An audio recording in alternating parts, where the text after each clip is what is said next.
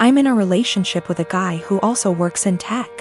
He makes $68K and I make $130K. I am a mechanical engineer at a robotics startup.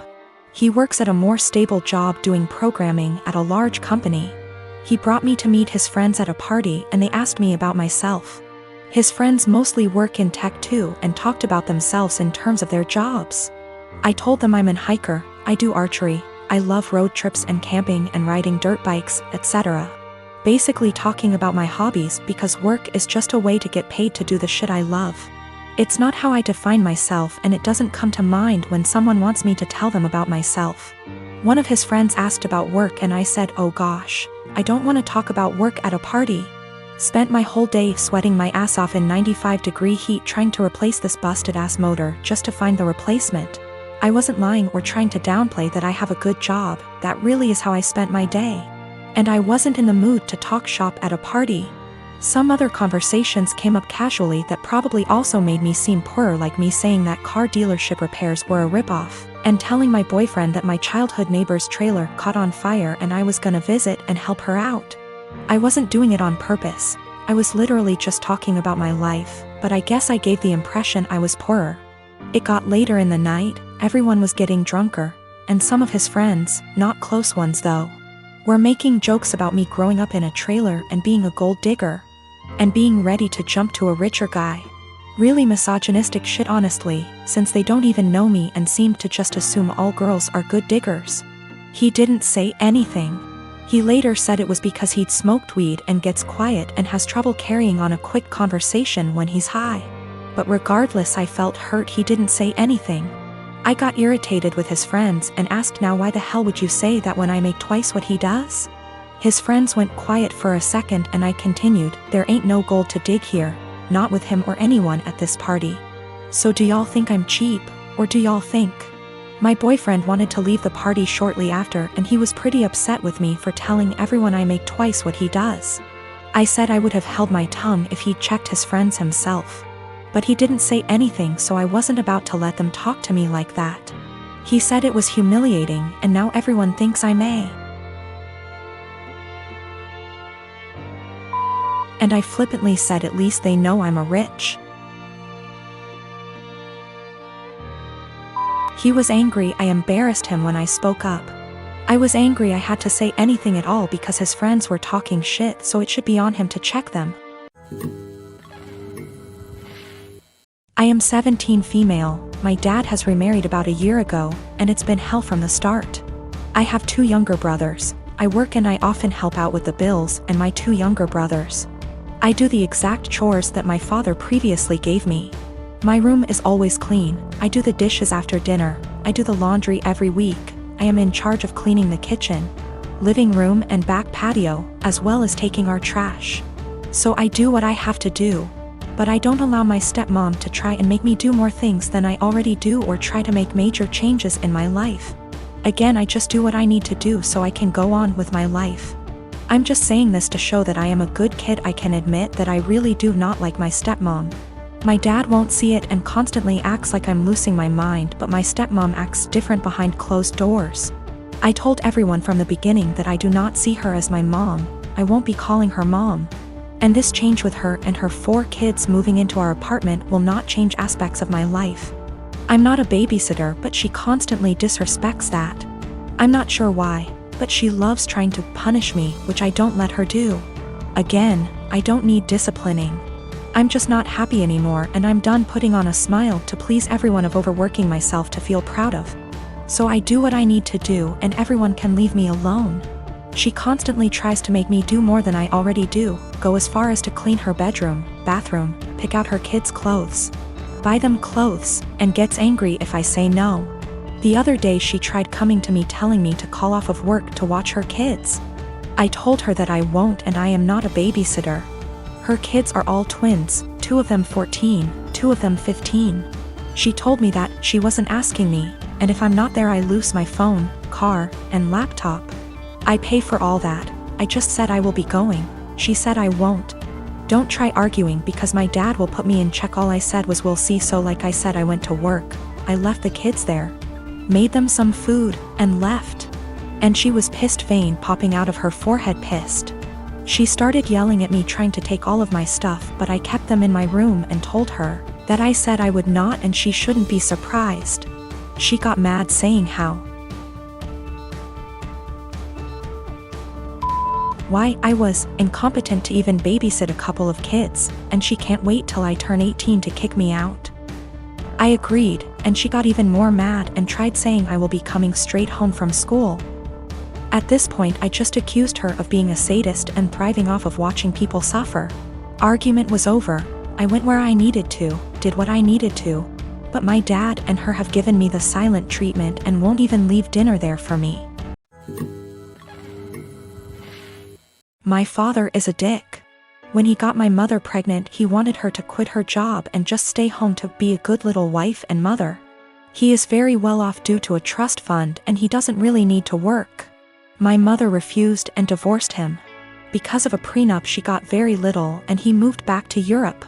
His parents never knew about me and my mother had a good profession and I never really wanted for anything. My grandmother and grandfather, her mom and dad were awesome. And I got to spend my summers exploring the wilds of Western Canada with them. My father never paid the child support he should have. Like I said, it did really matter. My mom makes good money and she gave me a great life as a child. I'm getting married.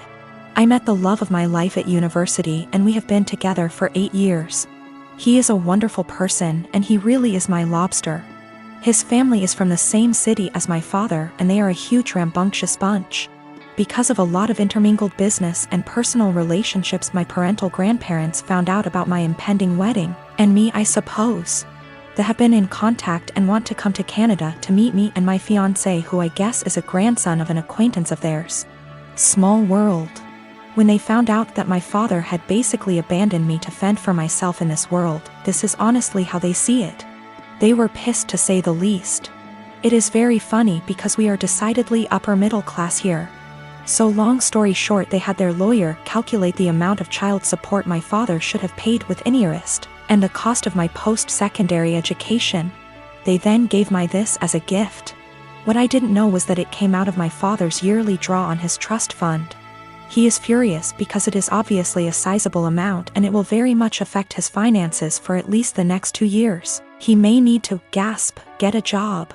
He has been contacting me and telling me that his current wife and children will be negatively affected if I don't give him back this money. I don't really need it. And I guess I am entitled to it, and I am getting a trust fund now as well. But I really want to pay off any debt my mother may have and make sure that when she retires she can do whatever suits her fancy. I'm not giving it back. My half-siblings will not really be affected. They have trust funds set up already and their tuitions and fees and stuff are covered. My grandparents' family sets these up when a kid is born. One of the reasons my father is upset is because since he didn't bother to tell his parents about me, they did not set this up. They have since taken a good chunk of his trust fund and used it to set mine up. Realistically, the principal being separated 28 years ago would have left him in the exact same position. My mom was working on getting her PhD so she could help kids with a certain condition. That is what he wanted her to walk away from. My grandparents have sent me pictures of my family there. The coolest thing is that my grandfather looks like the granddad from The Parent Trap. My mom never remarried, but she has had a special friend since I was 5. He is amazing and taught me to swear in Colombian Spanish. I had lunch with my mom. Apparently she has no debt. Like at all. I guess she did literally write the book about the treatment for the kids she works with. She does okay for herself. I never really thought about it. We decided that what would be best is to set up a scholarship for people who want to go into her field of study. Since I am now a trustafarian, I can afford to do this. I am, however, going to book her and her friend a trip for after my wedding. And I am going to go pay off my car. My half-brother has posted about this. He has a slightly different viewpoint than myself. He is not in any way coming after myself or my mother. He is a young man who is disillusioned with his father. I have looked up career possibilities as a moving military girlfriend, maybe someday wife. My boyfriend really wants me to go with him, but I don't know if it's the best thing for me, career-wise. Currently, I'm in school, going for my bachelor's degree. I only have 2 years left, and after that, I plan on getting into law school. He's in the Air Force, stationed in Texas, which he's been here for about 3 years now. We have been together for 1.5. Knowing that he's going overseas, it's possible he'll be stationed in different countries for a few years. What's holding me back is my career.